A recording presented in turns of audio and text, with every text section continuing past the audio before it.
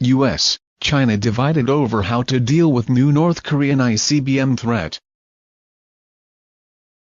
A paradigm-changing North Korean missile test has left the United States and China split over how to deal with the aggressive rogue state. While China and Russia have called for concessions on both sides, the U.S. so far has made no public move to open talks, instead opting to engage in a renewed military show of force with its South Korean ally. North Korea announced Tuesday it had successfully tested an intercontinental ballistic missile, ICBM, which state media said had reached an altitude of 2,802 kilometers, 1,741 miles, its highest ever missile test. The country's state media claimed they had the power to now strike the American mainland with a nuclear warhead.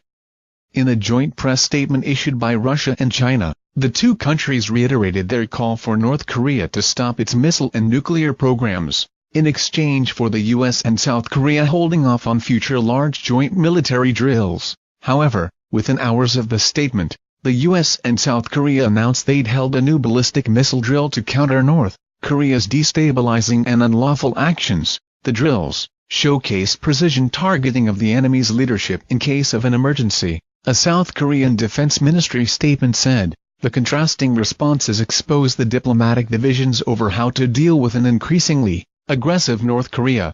Speaking alongside Chinese President Xi Jinping at a Moscow press conference Tuesday, Russian President Vladimir Putin said both leaders wanted peace and stability on the Korean Peninsula.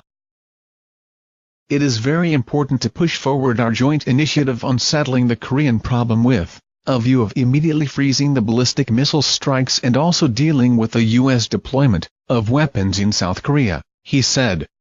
Joe Cirincione, president of the Plowshare Fund, an organization working to stop nuclear proliferation, told CNN North Korean officials had previously expressed willingness in unofficial Tri-party talks to pause their weapons programs if U.S. and South Korean exercises were suspended.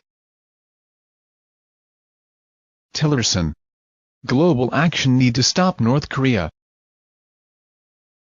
The United States and South Korea regularly hold annual military drills in March and April, which often provoke a fierce response from North Korea, often including missile launches and nuclear tests. China first suggested a suspension of drills in exchange for North Korea's nuclear program, in March.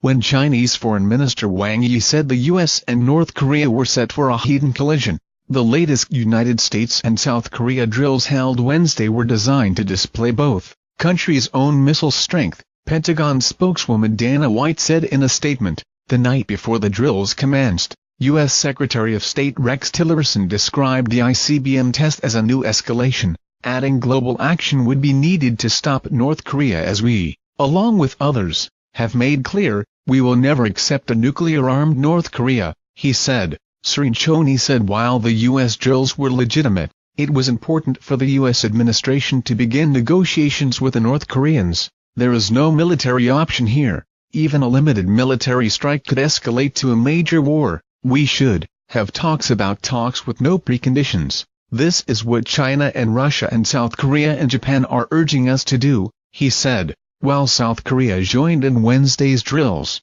New President Moon Jae-in has long advocated a policy of engagement with North Korea, rather than confrontation. No good options for U.S. Analysts told CNN there are very few good options for U.S. President Donald Trump to deal with the North Korean threat.